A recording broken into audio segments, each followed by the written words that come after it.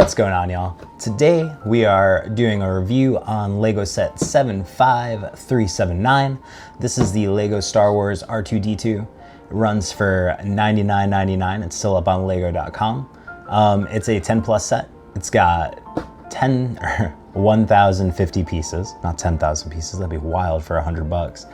And it comes with one minifig and a droid build. You got Darth Malak and R2-D2. Everyone's favorite astromech, right?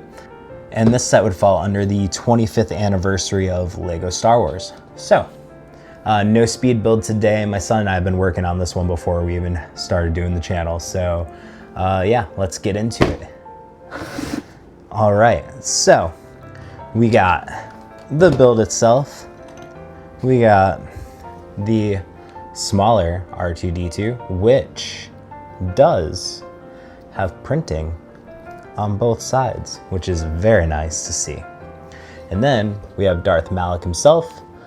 It's a nice exclusive build just for this. And then we got a couple extra pieces that we will get into when we talk about the playability for this. So first things first, we're gonna look at displayability, right? This thing is made to be displayed. It is exactly what it's for. It takes up good shelf space, it's got good height to it, and it's got obviously the plaque to go along with it and the standee for the minifigure as well. So when it comes to displayability, you got a couple options, right? You can have it with the kickstand, or you can take this off and just have him standing up. He does have some movement in the head, which is good to see. And then he has the pieces over here as well for displayability. So we'll take a look at those now while we got them open. So the first thing that you can throw on it is the periscope. So we got the periscope build there for the top. And then what you do is you go to the front here and you take off these little panels right here. This should pop off pretty easy, but who knows, right? There we go. Awesome. And so we got this here. Boom. And we got this here. Oh, yeah, man. Click on in. Perfect. So we got his tools. They can slide down. You can articulate them a little bit, not too much. And then for me, for the display, definitely going to keep, like I said, the third leg in. I just think he looks so much better with the rolling. And then yeah, I'll probably keep the periscope. I don't know if I'll keep the tools on. I might. I have Chopper with his arms out in the back. I guess you can kind of see him. Look at him over there. Cool. Awesome. So displayability, again, great set for displayability. 5 out of 5. It's literally what it's made for.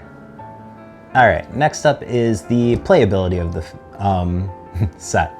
So normally for a display set, I wouldn't judge it based on playability, but this is a 10 plus set. It's not like it's an 18 plus super big collector's edition set, right? So obviously, minimal play features, articulation, leg movement, things like that.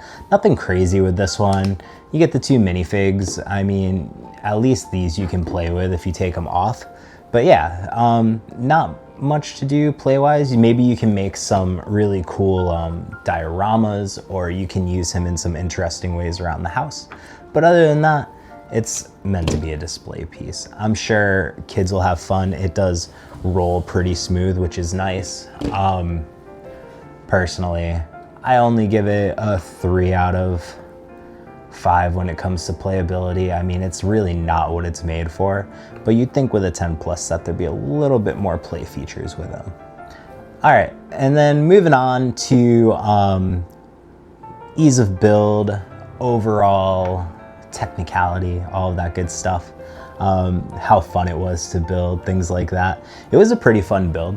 I think the thing I've taken away from these droid builds in general is the fact that they are the perfect like getting into Technic set for, you know, a younger Lego audience. Like the core of these are all Technic, with a couple Technic pieces in the legs as well, and then you got the paneling around the outside. I wish I would have built these droid builds long before I tried to build the Batmobile. That thing was the death of me. That was one of the longest times it took me to build any set. I'm pretty sure my Daily Bugle and my D&D set were less. So yeah, for difficulty of build, not super difficult. Because it is a Technic build, if you miss a step on that internal piece, oh my gosh. We missed a step somewhere in there, my son and and I had to go back so far to figure out where it was, because these panels will not sit on here correctly if the Technic is not correct. So just a heads up there. It doesn't make it super difficult. Again, 10 plus set, it wasn't too crazy. As long as you are paying attention to the directions and really making sure to go step by step and not getting distracted like we were that day. Super pretty easy build. I give it a 4 out of 5 just because there are things here and there that might be a little bit difficult to see based on the way the instructions show the pictures. So yeah, the last thing that we look at is the price and quality and the exclusivity of the pieces and the minifigs.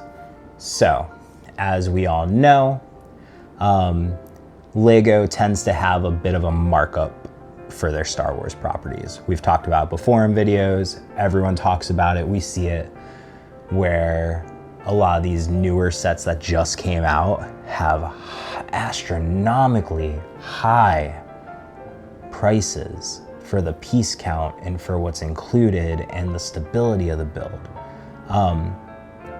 Not overall complaining because I buy other sets too, but you know, sometimes it's hard to justify those purchases if there's not double points or a sale going on. So $99.99, you get the build, the 2 figs, and for $10.50 piece count, you're looking at just under 10 cents per piece, which is phenomenal for a Star Wars set, honestly. Moving on to the figs here. So, Darth Malak.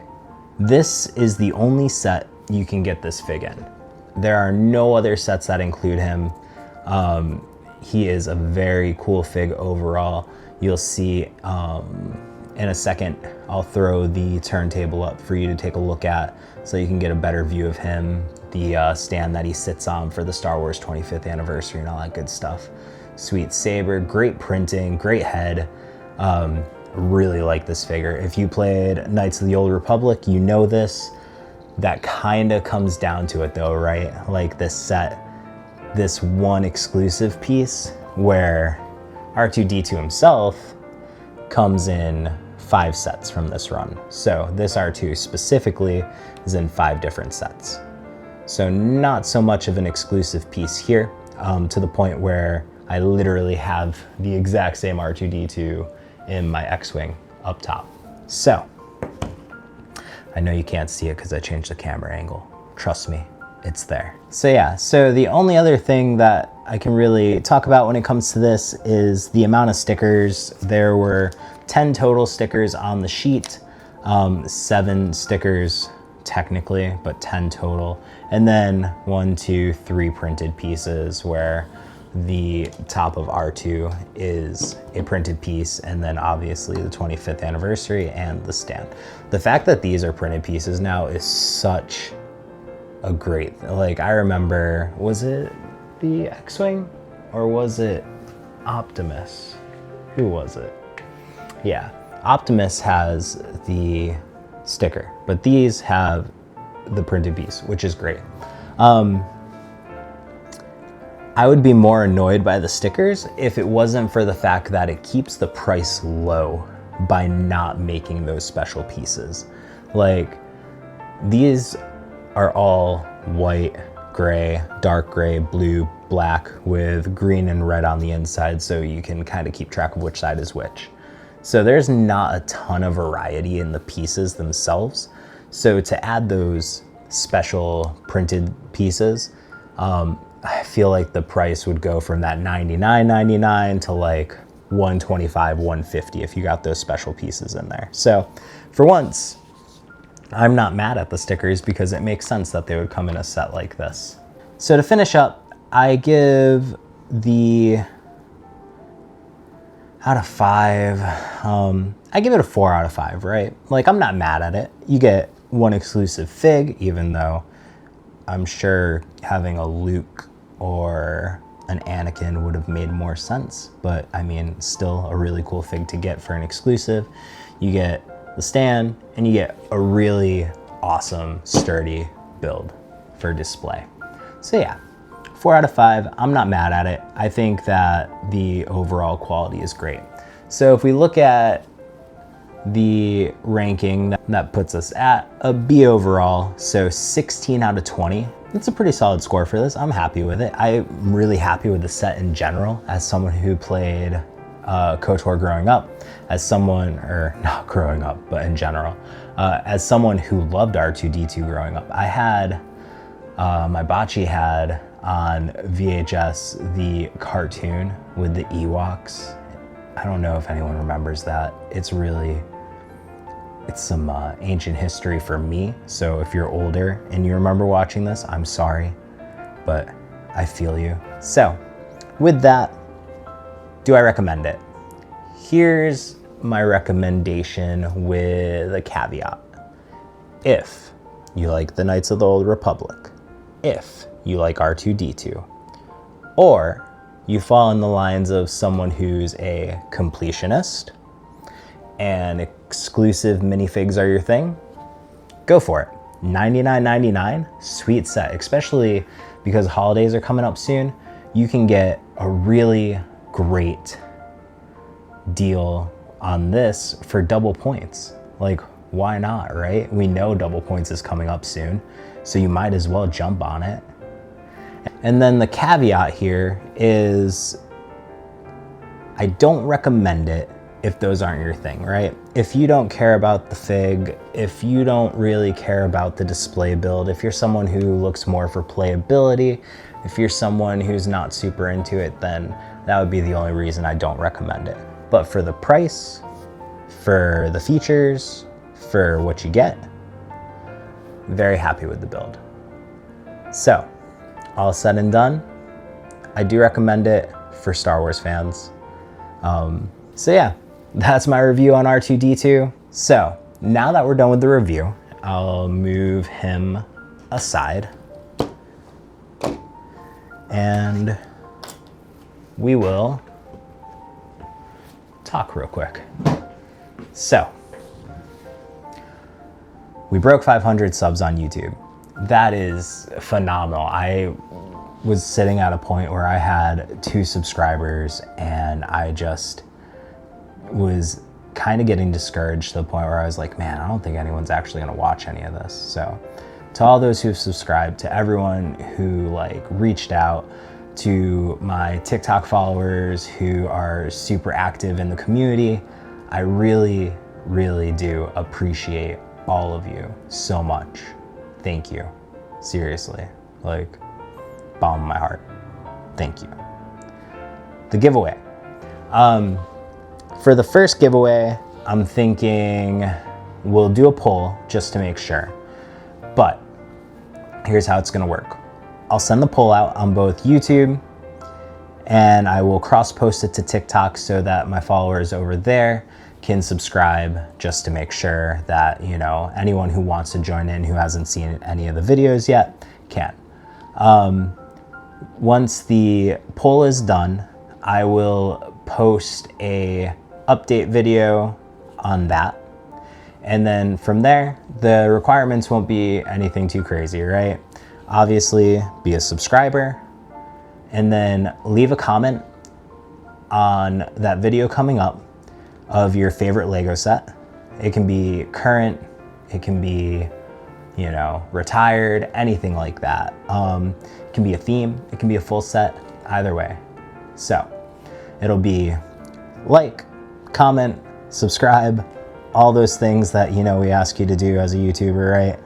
And I will take all the comments from all my subscribers and I will throw them into a random generator and I will pick someone at random. And then obviously based on the response from the giveaway, that's what we'll give away. So that's the giveaway information. As always, like I said, thank you so much for watching. I really appreciate it. Again, thank you. As always, peace.